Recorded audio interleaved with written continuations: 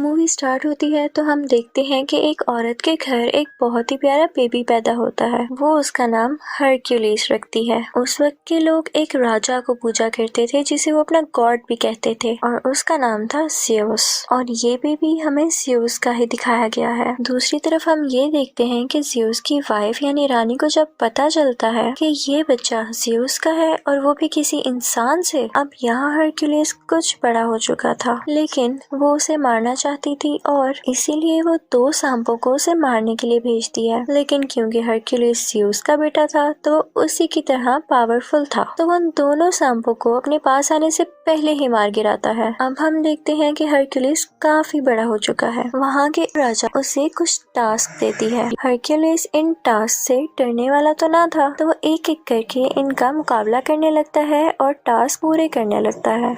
सबसे पहले तो एक अजीब सी क्रिएचर से लड़ता है और जीत जाता है। उसके बाद भी कई जानवरों से लड़ता है और उन्हें हरा देता है।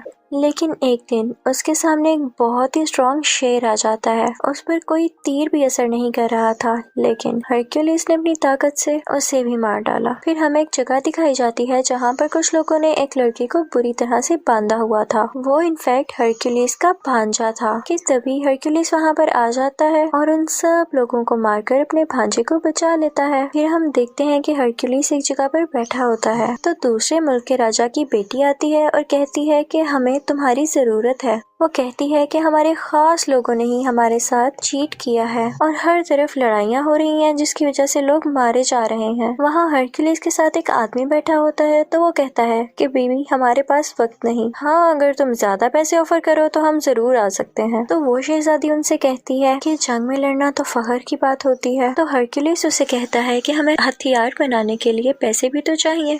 तो वो शहजादी कहती है कि मेरे बाबा यानी राजा बहुत अमीर है, तो वो तुम्हें बहुत सारा सोना दे सकते हैं। तो हरक्यूलिस मान जाता है और उसके साथ उसके मुल्क आ जाता है। वहाँ पर एक बहुत बड़ा स्टैचू लगा होता है जो कि ज़्यूस की वाइफ का था। तो शहजादी हरक्यूलिस को बताती है कि ये 5 साल में बना। यहाँ पर कोई भी नहीं यकीन कर रहा था कि ये वाकई ज़्यूस का बेटा है, लेकिन उस शहजादी के बेटे के लिए हरक्यूलिस तो कोई हीरो जैसा था। राजा उसे बताता है कि मेरे खास बंदे ने हमसे बगावत यानी चीट किया है और उसके बाद से पूरे मुल्क में लड़ाइयाँ चल रही हैं, इसलिए हमें तुम्हारी मदद की जरूरत है ताकि हम सब कुछ दोबारा ठीक कर सकें। वो उसे ये भी बताता है कि वो एक नॉर्मल इंसान नहीं है बल्कि वो एक जादूगर है और उसे गॉड के अलावा कोई नहीं मार सकता। वो उसे ये भी बताता है कि उसकी सोल्जर की टीम में एक ऐसी क्रिएचर है जो आधा घोड़ा और आधा इंसान है। अब हरक्यूलिस की टीम में जो लड़की आई थी वो पूछती है कि ये क्रिएचर्स कहाँ पर होते हैं। तो राजा का एक आदमी बताता है कि हमने इन्हें ना तो देखा और ना तो ये जानते हैं कि ये कहाँ रहते हैं, हमने तो बस इनके बारे में सुना है। अब हम देखते हैं कि हरक्यूलिस और उसके कुछ साथी यहाँ के किसानों को फाइट सिखा रहे होते हैं क्योंकि इनके पास कोई भी आर्मी फोर्स नहीं थी। हरक्यूलिस उनसे कहता है कि तुम सब एक दीवार की शक्ल में खड़े हो जाओ और जैसे ही वो इस तरह खड़े होते हैं तो हरक्यूलिस का एक आदमी उनकी तरफ भागता हुआ जाता है और वो उनकी बनाई गई शील्ड यानी दीवार को तोड़ता हुआ अंदर भाग जाता है। हरक्यूलिस उन सबसे कहता है कि इतनी कमजोर दीवार, अगर इसी तरह रहा तो तुम लोग हार जाओगे। अब यहाँ हरक्यूलिस इन सब फार्मर्स को ट्रेन कर रहा होता है कि हमें पता चलता है कि कुछ लोग इनके मुल्क पर अटैक करने आ रहे हैं। जब ये बात हरक्यूलिस को पता चलती है तो वो जंग करने से मना करता है क्योंकि वो कहता है कि जंग के बाद हमारे पास कुछ भी नहीं रहेगा। लेकिन वहाँ का राजा कहता है कि हम जितनी जल्दी इन लोगों को खत्म करेंगे उतनी जल्दी ही हमारे मुल्क में सुकून हो जाएगा। अब रात में हम देखते हैं कि शहजादी का वही बेटा जो हरक्यूलिस को अपना हीरो मानता था वो उससे मिलने के लिए आता है। वो उससे कहता है कि मुझे आप बहुत अच्छे लगते हैं और मैं भी बड़ा होकर आपकी तरह ही बनूंगा। यहाँ हम देखते हैं कि हरक्यूलिस किसी जानवर के दांत का लॉकेट अपने गले से उतारकर उस बच्चे के गले में डाल देता है। वो उसे बताता है कि ये मैं अपने बेटे को देना चाहता था लेकिन अब तुम्हें दे रहा हूँ। अब सब लोग उस तरफ जा रहे थे जहाँ पर इन लोगों ने दुश्मन राजा का मुकाबला करना था। रास्ते में ये लोग देखते हैं कि एक जगह पर कटे हुए सर लटके हैं। तो राजा उन्हें बताता है कि वो यहाँ पर हमसे पहले पहुँच चुका था और हमें डराने के लिए उसने यहाँ के लोगों को मार दिया। हरक्यूलिस कहता है कि हम यहाँ से पैदल जाएंगे और सब चलने लगते हैं। लेकिन हरक्यूलिस नोट करता है कि ये डेड बॉडीज आज की नहीं बल्कि कई दिन पुरानी है और ये उनके लिए एक साजिश थी, उनका ध्यान इधर उधर करने के लिए। और तभी हम देखते हैं इनके चारों तरफ एक कबीले के कुछ लोग आ जाते हैं। हरक्यूलिस काफी हैरान होता है कि हम तो इनकी मदद कर रहे हैं और ये उल्टा हमें ही घेरे हुए हैं। फिर हमें पता चलता है कि दुश्मन राजा एक जादूगर था और वही इन लोगों के दिमाग को भी कंट्रोल किया करता था। यहाँ पर ये कबीले वाले हरक्यूलिस और उसकी टीम यानी साथियों पर हमला कर देते हैं। इन सब में बहुत लड़ाई होती है और हरक्यूलिस बहुत अच्छी तरह से इनका मुकाबला करता है और सबको मार गिराता है। अब यहाँ का राजा काफी परेशान हो जाता है क्योंकि उसके सिपाही मारे गए थे। हरक्यूलिस उसे कहता है कि मैंने तो आपसे पहले ही कहा था कि अभी ये सब ठीक नहीं है, मुझे अभी भी उनको कुछ सिखाना था। तो राजा उसकी बात मान लेता है, लेकिन हम देखते हैं कि हरक्यूलिस अब बहुत परेशान रहने लगा था और रातों को भी जागता था। वो ख्वाब देखता है कि उसकी फैमिली मर चुकी है और उसे अपने ख्वाब में 3 मुंह वाला क्रिएचर भी दिखाया जाता है। हरक्यूलिस के आदमियों में से एक आदमी उससे कहता है कि यहाँ आने से पहले मैंने ऐसे क्रिएचर से बात की जो कि गॉड की बात सुनकर इंसानों तक पहुँचाती हैं और फ्यूचर के बारे में भी बताती हैं, और उन्होंने तुम्हारे बारे में ये कहा कि तुम्हें अपना इनकम्प्लीट काम पूरा करना होगा। लेकिन हरक्यूलिस बहुत परेशान था तो इस बात पर इतना ध्यान नहीं देता। हरक्यूलिस की एक बीवी और 3 बच्चे थे और उसके बच्चों को मार दिया गया था, जिसका कसूरवार भी उसे ठहराया गया और इसी वजह से उसे अपने मुल्क से भी निकाल दिया गया था। खैर, ये सब लोग दुश्मन राजा की तरफ पहुंच जाते हैं। देखने से तो ये लग रहा था कि जिन फार्मर्स को हरक्यूलिस ने थोड़ी बहुत लड़ाई सिखाई थी वो ठीक से लड़ नहीं सकेंगे और हार जाएंगे, लेकिन लकीली वो ये जंग जीत जाते हैं। फिर हम देखते हैं कि वो दुश्मन राजा हरक्यूलिस की तरफ बढ़ता है ताकि उसे मार सके। तो हरक्यूलिस फौरन से उसका घोड़ा गिराकर उसे कैद कर लेता है। कैद करने के बाद वो उसे राजा के पास ले जाता है। वो दुश्मन राजा कहता है कि तुमने मुझे बिला वजह कैद किया है, मैंने तुम्हारे मुल्क का कुछ नहीं बिगाड़ा। तो हरक्यूलिस कहता है कि अगर तुमने नहीं किया तो फिर किसने किया है। तो दुश्मन राजा उनसे कहता है कि तुम जरा खुद सोचो, जिस राजा के लिए तुम लड़ रहे हो अगर वो इतना ही अच्छा और ताकतवर है तो उसकी फौज उसके साथ क्यों नहीं है और उसे तुम्हारी क्यों जरूरत पड़ रही है। तुम जिसके लिए लड़ रहे हो वो इंसान ठीक नहीं है। रात को एक इवेंट होता है जिसमें राजा के सर पर ताज रखा जाता है क्योंकि उसने हर जगह कब्जा जो कर लिया था। वहीं पर उसका दुश्मन राजा भी बंधा हुआ था। सब उस पर हंस रहे थे, लेकिन राजा की बेटी यानी शहजादी जब ये सब कुछ देखती है तो उसे बिल्कुल अच्छा नहीं लगता। उसे उस दुश्मन राजा पर बहुत तरस आता है। हरक्यूलिस ये सब कुछ देख रहा था तो वो शहजादी के पास जाकर पूछता है कि ऐसा क्यों है, तुम्हारी आंखों में उसके लिए रहम क्यों आया? जो सच है तो मुझे बता सकती हो। वो बताती है कि जिस मुल्क का ये राजा है वहाँ का राजा मेरा शौहर था, लेकिन मेरे बाप ने उसे जहर दे दिया और खुद राजा बन गए, और ये राजा जिसे तुम लोग कैद करके लाए हो ये मेरे शौहर का खास आदमी था और इसीलिए वो मेरे बाप के खिलाफ हुआ और जंग शुरू होने लगी। वो कहती है कि इस सब में उस दुश्मन राजा का कोई कसूर नहीं, बल्कि वो तो हमारा दुश्मन है भी नहीं, इस सब के पीछे मेरे बाप का हाथ है। लेकिन मैं अपने बाप के सामने इसलिए कुछ नहीं बोल सकी क्योंकि मेरा एक छोटा सा बेटा है जो कि अभी उनके कंट्रोल में है।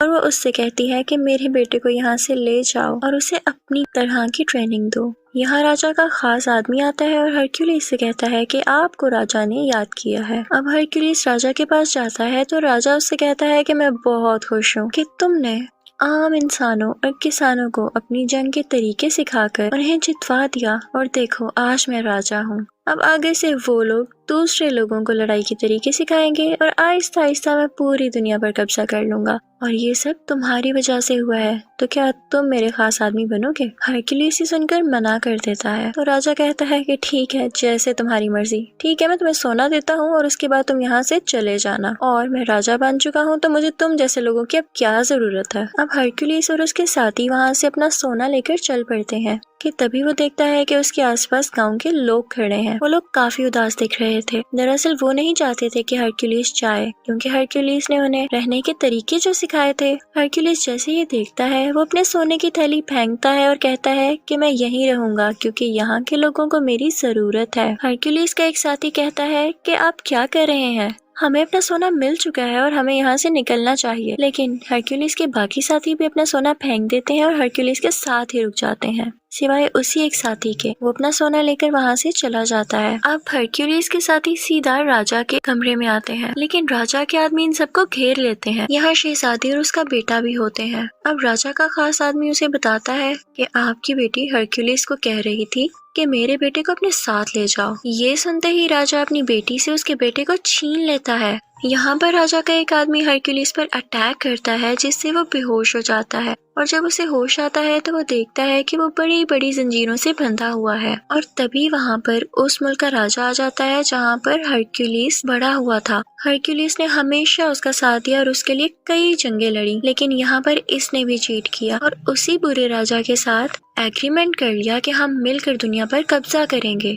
वो अपने साथ 3 भेड़िए भी लाया था और उनकी आवाज बिल्कुल वैसी थी जैसी हरक्यूलिस को ख्वाब में आया करती थी। वो सोचता है कि जब मेरी बीवी और बच्चों की डेथ हुई तब भी सेम ऐसी आवाजें मुझे आती थी, तो इसका मतलब इसके पीछे भी इन्हीं का हाथ था। हरक्यूलिस उनसे पूछता है कि आखिर तुम्हारा ऐसा करने के पीछे वजह क्या थी। तो उस मुल्क का राजा जहाँ हरक्यूलिस बड़ा हुआ था वो हरक्यूलिस से कहता है कि मुल्क के राजा हम थे, लेकिन तुम्हारे कारनामों और बहादुरी की वजह से सब लोग तुम्हारा नाम क्यों लेते थे। हमारे पास इसके अलावा और कोई ऑप्शन ही नहीं थी और हम तुम्हें भी नहीं मार सकते थे और हमने इल्जाम भी तुम पर इसीलिए लगाया ताकि उस मुल्क के लोग तुमसे नफरत करने लग जाए और सिर्फ हमारा नाम लें। ये सुनकर हरक्यूलिस को बहुत गुस्सा आता है, लेकिन जंजीरों से बंधा होने की वजह से वो नहीं हिल पाता।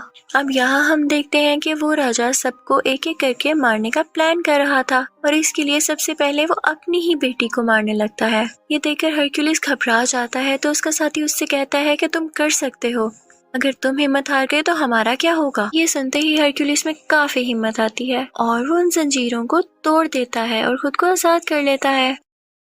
वो फौरन भागकर उस शहजादी के पास जाता है और उसे बचा लेता है। अब वो 3 भेड़िए हरक्यूलिस की तरफ आते हैं और उस पर अटैक कर देते हैं, लेकिन हैरानी की बात यह है कि वो उन तीनों को मार देता है। वो अपने साथियों को और उस बेचारे राजा को, जिसको ये लोग दुश्मन समझ रहे थे, आजाद कर देता है। अब वो दोनों बुरे राजा यहाँ से भाग गए थे, लेकिन हरक्यूलिस किसी तरह से उस राजा को पकड़ लेता है जिसके मुल्क में वो बड़ा हुआ। वो उसे उसी के खंजर से मार देता है, बिल्कुल उसी तरह जैसे उसने इसकी फैमिली को मारा था। इसके बाद वो अपने साथियों को लेकर महल चला जाता है। वो देखता है कि राजा बहुत ज्यादा फौज के साथ खड़ा है और एक आदमी ने शहजादी के बेटे के गले पर खंजर रखा हुआ है। राजा हुक्म देता है कि इस बच्चे को मार दिया जाए, लेकिन तभी वो आदमी वहाँ पर आता है जो हरक्यूलिस का साथी था और सोना लेकर वहाँ से चला गया था। वो फौरन से तीर से उस आदमी को मार देता है जो कि उस बच्चे को मारने वाला था। वो सब उस छोटे बच्चे को बचा लेते हैं, लेकिन अब उस दुश्मन राजा की पूरी फौज इन पर अटैक करने लगती है। हरक्यूलिस भी बराबर इनका मुकाबला करता है। इसी दौरान हरक्यूलिस के एक साथी की डेथ हो जाती है क्योंकि वो बहुत जख्मी हो चुका था। अब उस राजा की बाकी फौज भी इनकी तरफ बढ़ रही थी, लेकिन हम देखते हैं कि हरक्यूलिस के आदमियों ने बिल्कुल वैसी ही दीवार यानी शील्ड बनाई हुई थी जिसको तोड़ना नामुमकिन था। हरक्यूलिस वहाँ पर देखता है कि ज़्यूस की वाइफ की वहाँ पर बहुत बड़ी स्टैचू है। जैसे ही उस राजा के सोल्जर्स ऊपर आ रहे होते हैं तो हरक्यूलिस उस स्टैचू को नीचे की तरफ गिरा देता है। वहाँ से सब सोल्जर्स वापस आना शुरू कर देते हैं। जब राजा ये सब देखता है तो अपने सोल्जर्स पर गुस्सा होता है कि जाओ हरक्यूलिस को मारो, लेकिन तभी स्टैचू उस पर आकर गिरता है और वो राजा मारा जाता है और राजा के सब सोल्जर्स और बाकी सब लोग भी हरक्यूलिस की ये बहादुरी देखकर उसके सामने झुक जाते हैं। लोग अभी भी नहीं जानते थे कि ये वाकई ज़्यूस का बेटा है भी या नहीं, लेकिन ये जरूरी नहीं था क्योंकि वो इतना ज्यादा बहादुर और ताकतवर था कि इस चीज ने उसे आम लोगों से ऊपर कर दिया था। वो लोगों का ख्याल भी रखा करता था, इसीलिए सब लोग हरक्यूलिस की तारीफ करने लगे थे और यहीं पर कहानी की एंडिंग हो जाती है। Thank you for watching.